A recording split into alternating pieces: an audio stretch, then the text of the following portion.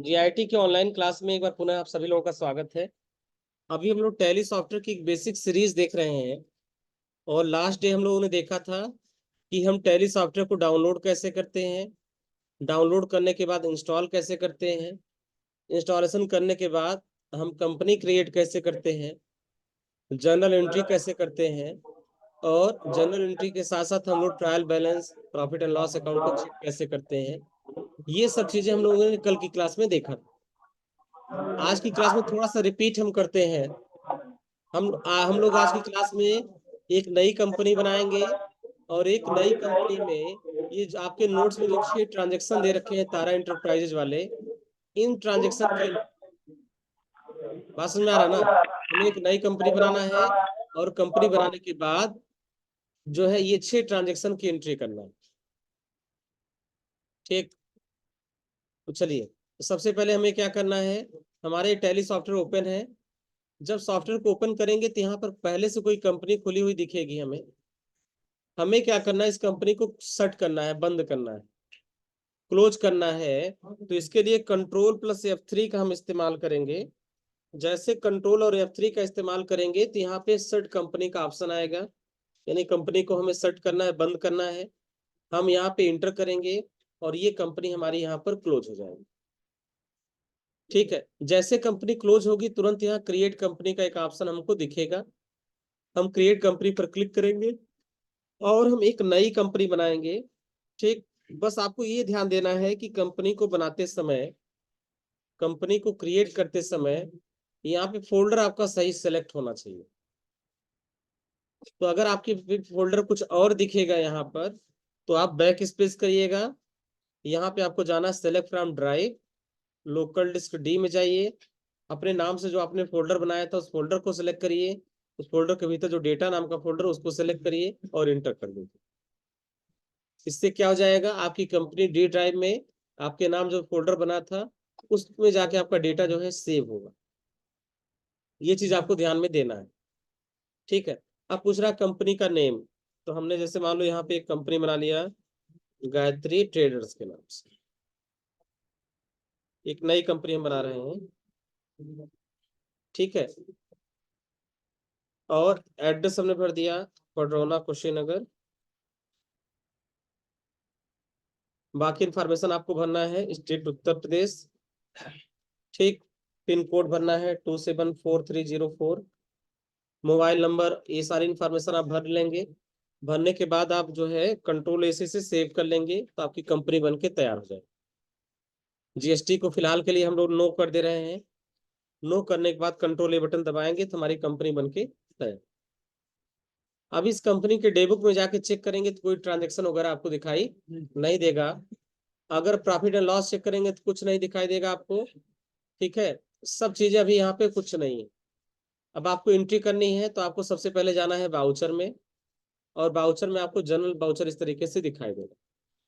अगर यहाँ पे बाई बाई का ऑप्शन आपको दिखेगा या टू बाई का कोई ऑप्शन दिखेगा तो आप कॉन्फ़िगर में जाइएगा और यहाँ क्रेडिट डेबिट वाले ऑप्शन को करिएगा यस, और यस करने के बाद कंट्रोल ऐसे करिएगा सेव। ठीक है, अब यहाँ सबसे पहले आपसे पूछा जा रहा है डेबिट।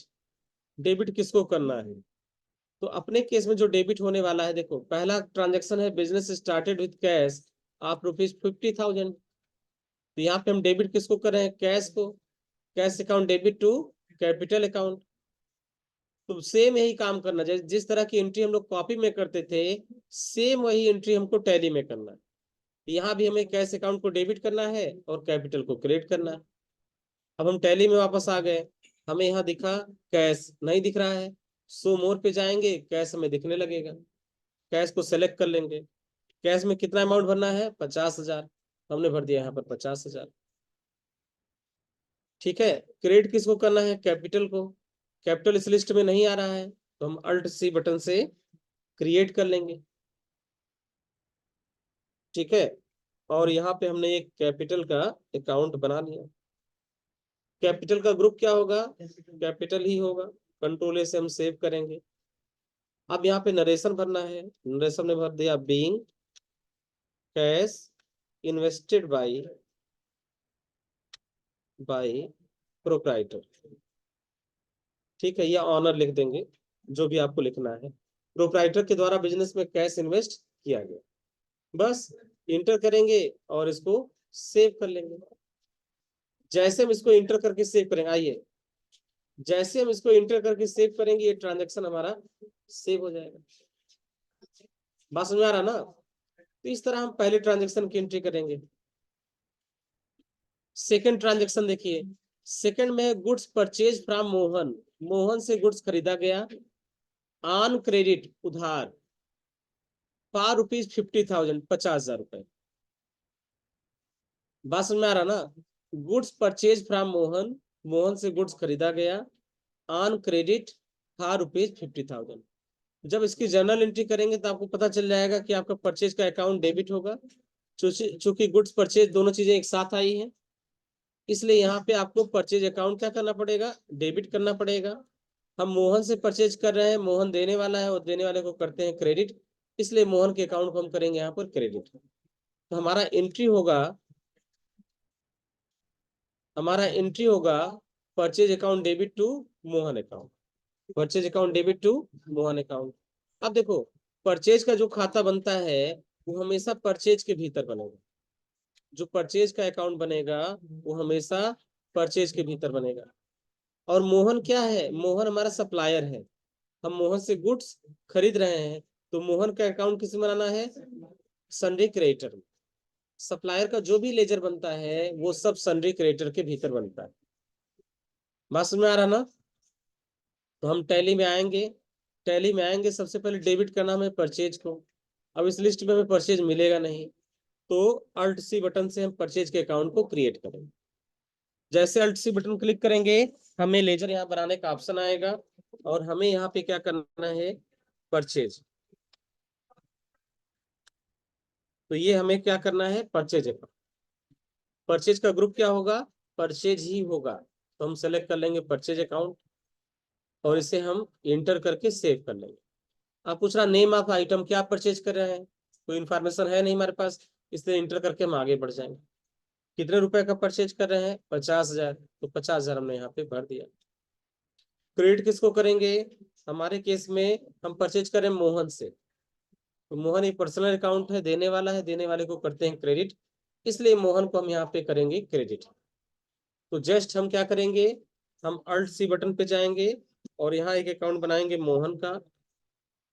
मोहन हमारे बिजनेस के लिए क्या है, मोहन हमारे बिजनेस के लिए सप्लायर है, सप्लायर का लेजर सन्ड्री क्रेडिटर में बनता है, इसलिए सन्ड्री क्रेडिटर हम सेलेक्ट करेंगे। ठीक है, अगर मोहन का कोई एड्रेस वगैरह हमें कंफर्म है तो मोहन का एड्रेस वगैरह यहाँ पे मेंशन कर देंगे, एड्रेस भर देंगे। अदरवाइज हम कंट्रोल ए से इसे सेव कर लेंगे, इंटर करेंगे, यहाँ न्यू रेफरेंस लेंगे और रेफरेंस लेने के बाद हम नरेशन लिखेंगे। हम लिखेंगे बीइंग गुड्स परचेज्ड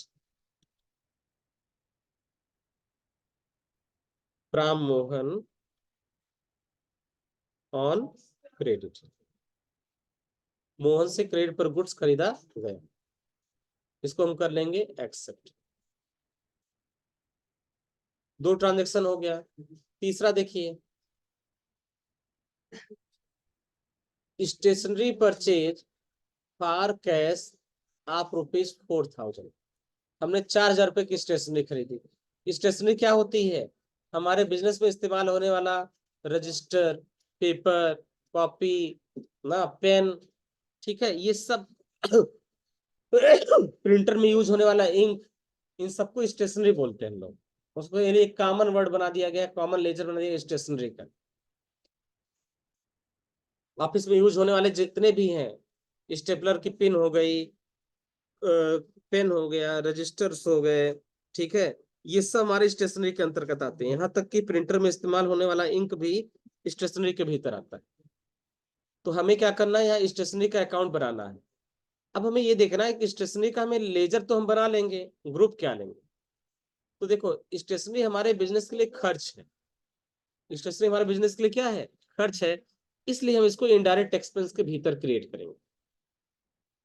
स्टेशनरी हमारे बिजनेस के लिए एक प्रकार का एक्सपेंस है, एक प्रकार का खर्च है, इसलिए हम इसको इनडायरेक्ट एक्सपेंस के भीतर क्रिएट करेंगे।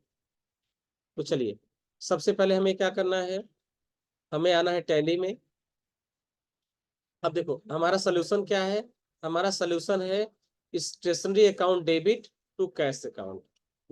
तो सबसे पहले हमें स्टेशनरी का खाता बनाना है, तो हम यहाँ पे टैली में आ जाएंगे। आने के बाद अल्ट सी बटन से प्रेस करेंगे और यहाँ लिख देंगे स्टेशनरी अकाउंट। स्टेशनरी हमारे बिजनेस के लिए खर्च है, इसलिए इसको हम रखेंगे इनडायरेक्ट एक्सपेंस।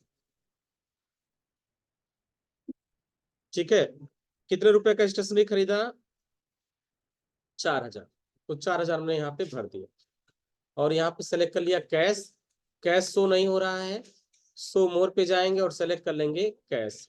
और हम यहाँ करेंगे नरेशन, लिखेंगे being stationery purchase, being stationery purchased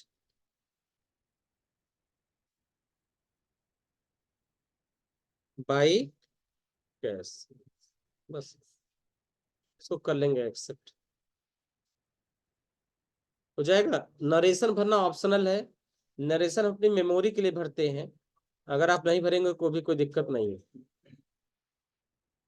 question number 4, open A bank account, open A bank account with Kotak bank. हम कोटक बैंक में एक अकाउंट खोल रहे हैं एंड डिपॉजिटिंग कैश ऑफ ₹1,00,000, और 1,00,000 रुपए कैश हम जमा कर। कोटक बैंक में खाता खोला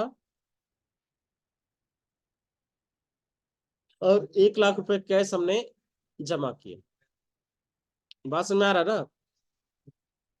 अब हमें क्या करना है, देखो यहाँ पे कोटक वाला बैंक का खाता हो जाएगा डेबिट और कैश का अकाउंट हो जाएगा क्रेडिट। अब कोटक एक प्रकार का क्या है, ये हमारा बैंक अकाउंट। तो हम क्या करेंगे, हम एक लेजर बना लेंगे, अल्ट सी से एक लेजर बनाएंगे, लेजर का नाम दे देंगे कोटक बैंक। चूंकि एक प्रकार का बैंक है, इसलिए हम यहाँ ग्रुप भी सिलेक्ट करेंगे बैंक अकाउंट। बात समझ में आ रहा है ना। जैसे बैंक अकाउंट सेलेक्ट करेंगे तुरंत यहाँ तमाम चीज आपसे पूछेगा। ठीक,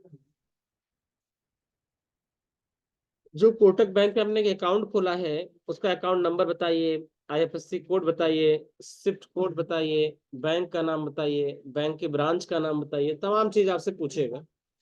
ठीक है, अगर इसे आप भरना चाहें तो यहाँ भर सकते हैं, अदरवाइज भरने की जरूरत नहीं है।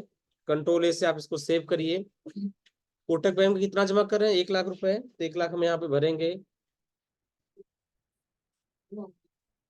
ठीक है, अब ये पैसा जो जमा कर रहे हैं, ठीक, बैंक यहाँ पे पाने वाला हो गया, उसको हमने कर दिया डेबिट।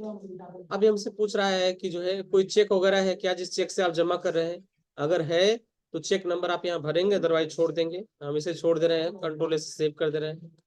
क्रेडिट कर देंगे कैश को, सो मोर में जाएंगे और कैश को क्रेडिट कर देंगे। ठीक है, अब थोड़ा सा ध्यान देंगे, कैश का बैलेंस यहाँ निगेटिव हो जा रहा है, इसलिए रेड कलर से दिख रहा है। बस में आया, कैश का बैलेंस यहाँ निगेटिव हो जा रहा है क्योंकि हमारे बिजनेस में 50,000 रुपये ही लगाया गया था। तो अगर बिजनेस में हमारे पास कैश 50,000 रुपये है तो 1,00,000 हम जमा कैसे करेंगे। तो टैली में ऐसी एंट्री पॉसिबल है, बस क्या होगा यहाँ बैलेंस उसका निगेटिव हो जाएगा। और हम इसको कर लेंगे यहाँ से एक्सेप्ट, नरेशन लिखेंगे, नरेशन लिखने के बाद हम इसको कर लेंगे यहाँ से एक्सेप्ट। ठीक है, अब है goods sold to Siya manufacturer on credit आप रुपीज 50,000। तो जब इसकी एंट्री करेंगे तो सिया मैन्युफैक्चरर रिसीवर है, पाने वाला है, उसको करेंगे डेबिट टू सेल्स अकाउंट। तो सिया manufacturer account debit to sales account. तो हमें सिया मैन्युफैक्चरर एक कंपनी का नाम है, हमें इसका लेजर बनाना पड़ेगा। तो हम कैसे बनाएंगे, हम अल्ट सी बटन पर जाएंगे और सिया मैन्युफैक्चरर का एक अकाउंट बनाएंगे। ठीक है, क्योंकि हम सिया मैन्युफैक्चरर को सेल कर रहे हैं, तो क्या हुआ, ये कस्टमर हुआ हमारा।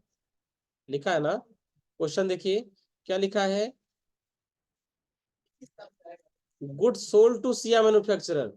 हम सिया मैन्युफैक्चरर को सेल कर रहे हैं, तो हम सेल जिसको करते हैं वो क्या होता है, वो कस्टमर होता है। और कस्टमर का लेजर हमारा जो होता है वो सन्डी डेटर्स के भीतर बनता है।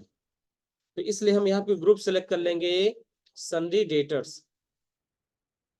ठीक है, और कंट्रोल ए से हम इसको करेंगे एक्सेप्ट।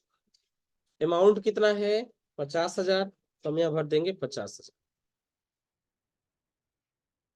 यहाँ न्यू रेफरेंस सेलेक्ट करेंगे और आगे बढ़ जाएंगे। क्रेडिट किसको करना है? सेल्स को।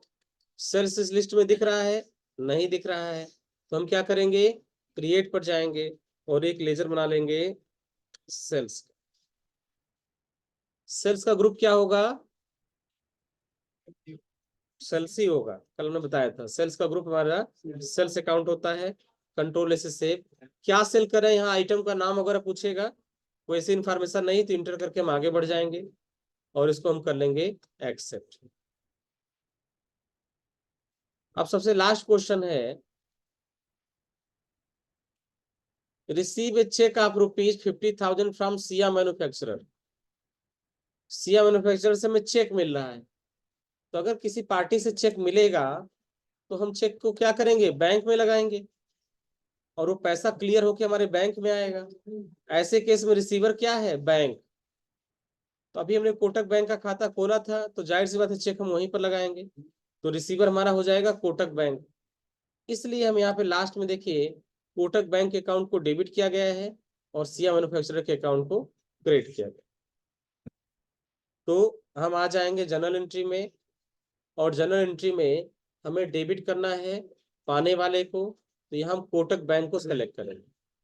नहीं दिख रहा है, सो मोर पे जाइए तो यहाँ कोटक बैंक आपको दिखने लगेगा। कोटक बैंक को सेलेक्ट करिए, 50,000 रुपए, ठीक है। और अब यहाँ पे देखिए पूछ रहा है कि पैसा आपको चेक से मिला है कि डिमांड ड्राफ्ट मिला है, तो चेक से मिला है। तो अगर कोई चेक मिला होगा तो चेक का नंबर भी तो होगा, जो चेक का नंबर होता है उसको यहाँ इंस्ट्रूमेंट नंबर में भरते हैं, ठीक है। तो अगर चेक नंबर नहीं पता है तो आप इंटर करके आगे बढ़ जाएं और इसको कर लीजिए आगे। फिर क्रेडिट देने वाला क्रेडिट होता है, तो हम क्या करेंगे? सिया मैन्युफैक्चरर के अकाउंट को क्रेडिट करेंगे और क्रेडिट करने के बाद हम अगेंस्ट रेफरेंस में जाएंगे और उसके बिल को सेलेक्ट कर लेंगे और यहाँ से इस अकाउंट को हम कर लेंगे सेव, ठीक है। तो सेम जैसी एंट्री आपने जो है अपने कॉपी में किया था, सेम ऐसी एंट्री आपको यहाँ पर भी करना है, ठीक है। जैसी एंट्री आपने कॉपी में किया था सेम ऐसी एंट्री आपको यहाँ पर भी करना है। कोटक बैंक के अकाउंट को करना है डेबिट और सिया मैन्युफैक्चरर के अकाउंट को करना है क्रेडिट। अब सारी डेबिट क्रेडिट होने के बाद आप स्केप से थोड़ा सा वापस आइए। वापस आने के बाद अगर सारा ट्रांजेक्शन एक साथ देखना चाहते हैं तो आप कहाँ पे आएंगे? Day books. डे बुक वह प्लेस है जहां पर सारा ट्रांजेक्शन डेट वाइज सेव होता है। डे बुक वह प्लेस है जहां पर सारा ट्रांजेक्शन डेट वाइज सेव होता है। सब ट्रांजेक्शन में डेट वाइज यहाँ पे दिख रहा है। बात समझ में आया? किसी ट्रांजेक्शन को डिटेल में देखना है तो अल्ट F1 बटन प्रेस करेंगे, डिटेल में दिखेगा, डेबिट और क्रेडिट अलग अलग दिखेगा। किसी ट्रांजेक्शन में कोई मॉडिफिकेशन करना है तो हम यहाँ से जाएंगे और जाने के बाद हम उस अकाउंट को मॉडिफिकेशन कर सकते हैं। जैसे मान लो हमने यहाँ सिया मैन्युफैक्चरर का अकाउंट नहीं लिखा, सिया मैन्युफैक्चरर के आगे अकाउंट शब्द हमने नहीं लिखा है, हमें उसे जोड़ना है, तो हम क्या करेंगे? हम इंटर करेंगे। इंटर करने के बाद ये ट्रांजेक्शन पूरा का पूरा हमारे सामने खुल जाएगा। अब इस ट्रांजेक्शन में अगर कोई भी मिस्टेक होगा, इस मिस्टेक को हम यहाँ पे ठीक कर सकते हैं। जैसे मान लो हमें अमाउंट यहाँ भरना था 25,000 रुपये, हमने गलती से 50,000 भर दिया, तब हम यहाँ 25,000 भर देंगे। बात समझ में आ रहा है? सीएम मैन्युफैक्चरर का नाम हो सकता है हमने गलत लिख दिया हो, तो नाम को अगर सही करना हो तो नाम किसका सही करना? सीएम मैन्युफैक्चरर का। अगर इसका नाम में सही करना है तो हम पहले यहाँ पर आएंगे, कर्सर से क्लिक करेंगे माउस से और फिर कंट्रोल के साथ इंटर बटन दबाएंगे, तो ये लेजर एडिट मोड में ओपन हो जाएगा। और यहाँ पे जो भी चेंजेस हमें करना है, हमें सीएम मैन्युफैक्चरर के लास्ट में क्या करना है? अकाउंट शब्द जोड़ना है। हम क्या करेंगे? हम यहाँ पे अकाउंट शब्द को ऐड कर देंगे, स्पेस दबाएंगे, अकाउंट शब्द को हम यहाँ पे जोड़ देंगे और जोड़ने के बाद कंट्रोल ए से हम सेव कर लेंगे। अब सीएम मैन्युफैक्चरर के साथ जो है अकाउंट शब्द ऑटोमेटिक जुड़ जाएगा और फिर हम इसको कंट्रोल ए से सेव कर लेंगे वापस। ये हमारा इस तरीके से अपडेट हो जाएगा। तो मान लो किसी लेजर का नाम अपने गलत कर दिया हो, ग्रुप गलत कर दिया हो, ठीक है, अगर कुछ भी इस तरीके का मिस्टेक है तो आपको वापस जाने की जरूरत नहीं है। आप यही डे बुक में आप इंटर करिए। इंटर करने के बाद आपको जिस लेजर मिस्टेक लग रहा है आप पहले उस लेजर पे जाइए, जैसे इस समय स्टेशनरी सेलेक्टेड है, और अगर यहाँ पे हम कंट्रोल इंटर बटन दबा देंगे तो ये ऑटोमेटिक एडिट मोड में ओपन हो जाएगा। अब यहाँ जो भी हमें चेंजेस करना हम चेंजेस करेंगे, अगर नाम गलत है तो नाम सही करेंगे, ग्रुप गलत है तो ग्रुप सही करेंगे, और सही करने के बाद कंट्रोल ए बटन से वापस इसको सेव कर देंगे। अब ट्रांजेक्शन को सेव करना है तो अगेन कंट्रोल ए बटन से हम इसको सेव कर देंगे। ठीक है, तो ये हो गया हमारा क्या, नरेशन। ये हो गया हमारा सारा डे बुक एक साथ देखना। अगर इसी डे बुक में हमें नरेशन भी देखना है कि क्या नरेशन में किस ट्रांजेक्शन में लिखा है, तो हम कॉन्फ़िगर के ऑप्शन पर जाएंगे, सबसे लास्ट में देखेंगे आफ्टर कॉन्फ़िगर है, यहाँ पे एक ऑप्शन मिलेगा शो नरेशन, इसे हम यस करेंगे और कंट्रोल ए से हम इसको सेव करेंगे। तो जिस ट्रांजेक्शन के साथ जो नरेशन में लिखा है वो नीचे यहाँ दिखाई देगा। ट्रांजेक्शन नंबर 2 के साथ जो नरेशन लिखा है यहाँ नीचे दिखाई देगा, 3 में जो नरेशन लिखा है यहाँ पे दिखाई देगा, बाकी तीनों में नरेशन लिखा ही नहीं, इसलिए नरेशन यहाँ पे शो नहीं हो रहा है। तो जहां जहां नरेशन दिखेगा वहां वहां नरेशन हमारा ऑटोमेटिक शो होने लगेगा। बात समझ में आ रहा ना? तो डे बुक से ही हम मॉडिफिकेशन कर सकते हैं। ठीक। अच्छा, दूसरा चीज, अगर किसी लेजर में कोई गलती हो गई, उस लेजर को आपको ठीक करना है, तो आप यहाँ अल्टर में भी जा सकते हैं। अल्टर शब्द का मतलब होता है मॉडिफाई करना। किसी चीज में अगर करेक्शन करना तो उसको हम बोलते हैं अल्टर। तो हम यहाँ से अल्टर में जाएंगे, अल्टर में जाने के बाद लेजर में जाएंगे, और जिस लेजर को सही करना है हम उस लेजर को सेलेक्ट करेंगे। ठीक है, जैसे मान लो कैश को हमें सही करना है, तो कैश को हमने सेलेक्ट कर लिया। अब कैश के आगे हमें कोई चीज जोड़ना है, अकाउंट शब्द जोड़ना है, तो हमने यहाँ पे लगा दिया A/C, अकाउंट शब्द जुड़ गया। इसे सेव करना है, कंट्रोल के साथ ए बटन दबा के दोबारा सेव कर लेंगे। तो जो केवल कैश दिख रहा था वो क्या दिख रहा है, अब कैश अकाउंट दिख रहा है। बात समझ में आया ना? तो यहाँ से भी हम किसी लेजर को अल्टर कर सकते हैं। ठीक। अब दूसरी चीज, अब अगर हमें ये चेक करना हो कि क्या जो हमने एंट्री किया वो सारी एंट्री सही है या गलत, तो उसके लिए हम कहाँ पे जाएंगे, डिस्प्ले मोर रिपोर्ट्स में, और यहाँ से आ जाएंगे ट्रायल में। तो ट्रायल में अगर डेबिट साइड की टोटल वैल्यू क्रेडिट साइड की टोटल वैल्यू के बराबर आ रही है, तो ये माना जाएगा कि हमारा ट्रायल बैलेंस क्या है, सही। जैसे देखिए यहाँ पे ट्रायल हमने ओपन किया, तो ओपन करने के बाद आप देखेंगे तो डेबिट साइड का टोटल वैल्यू है 2,04,000, और क्रेडिट साइड की टोटल वैल्यू भी 2,04,000 है। यानी ये हमारी एंट्री क्या है, सही। जो हमने 6 ट्रांजेक्शन की एंट्री किया वो सारी एंट्री हमारी क्या है, करेक्ट। अगर एंट्री में कहीं कुछ गलती होती तो ट्रायल में भी फर्क आता, लेकिन ट्रायल में हमारा कोई फर्क नहीं आ रहा है। अगर ट्रायल को हमें लेजर वाइज देखना है तो यहाँ F5 बटन दबाएंगे तो लेजर वाइज आ जाएगा, लेकिन तब भी हमारा बैलेंस क्या है, बराबर ही दिखेगा। ठीक है, तो हर रिपोर्ट का एक अपना महत्व है। डेबुक हमें ये बताता है कि सारा ट्रांजेक्शन हमारा एक साथ देखने को मिलता है। डेबुक में हमें सारा ट्रांजेक्शन एक साथ देखने को मिलता है, पहली चीज। दूसरी चीज, डेबुक से हम ट्रांजेक्शन में करेक्शन भी कर सकते हैं। ठीक है, किसी लेजर में करेक्शन करना है तो भी हम डेबुक के माध्यम से कर सकते हैं।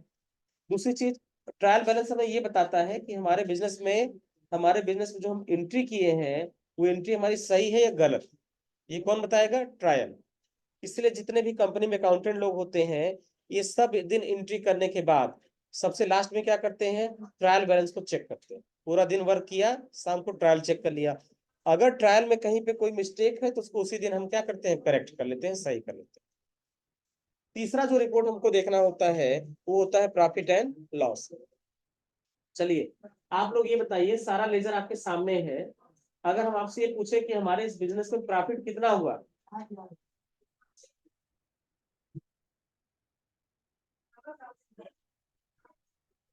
बताइए। कल हमने बताया था ना,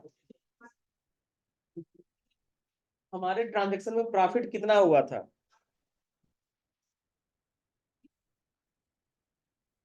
कल ग्रास प्रॉफिट और नेट प्रॉफिट के बारे में बताया था ना हमने आपको, बताया था ना कि प्रॉफिट दो होता है, एक ग्रॉस प्रॉफिट और एक नेट प्रॉफिट। तो आज आप बताइए कि इसमें ग्रॉस प्रॉफिट कितना होगा और नेट प्रॉफिट कितना होगा। हमने कल आपको बताया था ग्रॉस प्रॉफिट और नेट प्रॉफिट। आज आपको ये बताना है, ये ट्रायल बैलेंस देखकर कि हमारे इस ट्रांजेक्शन में ग्रॉस प्रॉफिट कितना हो रहा है और नेट प्रॉफिट कितना हो। तो देखो, ग्रॉस प्रॉफिट निकालना है तो हम सेल्स में से परचेज को सीधे घटा दें, सेल्स में से परचेज। तो अपने केस में देखिए, सेल्स कितना है, 50,000 रुपए का सेल, 50,000। चेक कर लीजिए, हाँ सही है, 25,000। और परचेज कितना है, 50। तो देखिए हमारा सेल कितना है, 25, ये हो गया हमारा 25,000। 25 में से 50 घटाएंगे तो -25 आ जाएगा, आएगा ना। यानी माइनस के आने का मतलब क्या, कि यहाँ पे हमारा लॉस होगा 25। हमारा 25,000 का क्या होगा, लॉस होगा, क्योंकि हमने परचेज ज्यादा किया है और सेल कम किया। पहला चीज। दूसरी चीज, अगर हम नेट लॉस निकालें, अब लॉस आ गया तो प्रॉफिट का कहीं नाम ही नहीं है, इसको हम क्या बोलेंगे, ग्रॉस लॉस, इसे हम बोलेंगे ग्रॉस लॉस। अब अगर हमें नेट लॉस निकालना हो कि हमारा नेट लॉस कितना हो, तो उसको कैसे निकालेंगे, हम इसमें देखेंगे कौन सा हमारा खर्चा है, कौन सा हमारा एक्सपेंस है। तो सबसे नीचे आके देखेंगे तो 4,000 रुपये हमारा एक्सपेंस दिखाई देगा। 4,000 रुपये क्या है, एक्सपेंस है। तो 25,000 का लॉस तो पहले से हुआ था, उसमें से 4,000 रुपये हमने और खर्च कर दिया, तो हमारा लॉस कितना हो जाएगा, 29,000। तो नेट लॉस हो जाएगा हमारा 29,000। ठीक है, समझ में आया। ग्रॉस लॉस कैसे निकला, सेल्स माइनस परचेज। सेल हमारा कम था, परचेज हमारा ज्यादा था, तो इस महीने के लिए हमारा क्या हुआ, लॉस हुआ। लॉस हमने निकाल लिया 25,000 रुपए का। ठीक है, हमारा परचेज था 50 और सेल था 25, तो इसलिए लॉस हो गया हमारा 25। और अच्छा, 25 लॉस पे हमने 4,000 रुपये खर्च भी कर दिया, तो हमारा लॉस हो जाएगा 29। चेक करते हैं ये जो हमने निकाला है सही है गलत। स्केप से वापस आते हैं, और स्केप से वापस आते हैं, और यहाँ से हम जाते हैं प्रॉफिट एंड लॉस अकाउंट। जैसे हम प्रॉफिट एंड लॉस अकाउंट पे जाएंगे तो देखो यहाँ दोनों चीज दिखा रहा है, देखो ग्रॉस लॉस 25,000 दिख रहा है ना, और नेट लॉस 29,000 दिख रहा है ना, और एक्सपेंस भी आपको यहाँ पे दिख रहा है। डिटेल में देखना चाहें तो अल्ट के साथ F1 बटन जैसे आप प्रेस करेंगे, ये सारा फिगर आपको डिटेल में दिखाने लगेगा। बात समझ में आ रहा है ना। यहाँ पे देखो इनडायरेक्ट एक्सपेंस के नीचे लिखा स्टेशनरी का खर्चा आपने किया 4,000, तो वहां पे नीचे क्या है, शो हो रहा है। तो एंट्री करने से ही ज्यादातर चीजें क्लियर हो जाती हैं। और टैली इतना स्मार्ट सॉफ्टवेयर है, इसमें आपको ज्यादा कुछ दिमाग लगाने की जरूरत ही नहीं है। सिर्फ आपको करना क्या है, जनरल एंट्री सही करनी है बस। और टैली में इंटर करते समय सबसे सावधानी क्या है, सही लेजर को सही ग्रुप के भीतर रखना। सही लेजर को सही ग्रुप के भीतर रखना।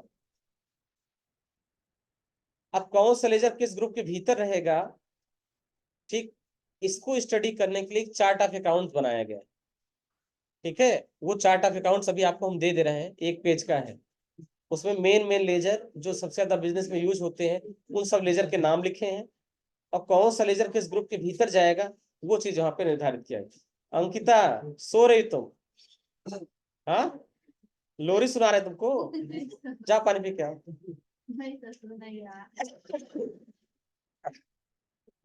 बात समझ में आ रहा ना।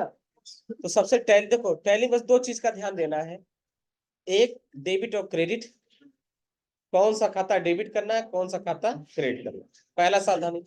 दूसरा, कौन सा लेजर किस ग्रुप के भीतर बनेगा, कौन सा लेजर किस ग्रुप के भीतर बनेगा, ये चीज। बात समझ में आ रही है ना। अगर ये 2 चीज आप कर ले जाएंगे तो कोई दिक्कत नहीं आएगी।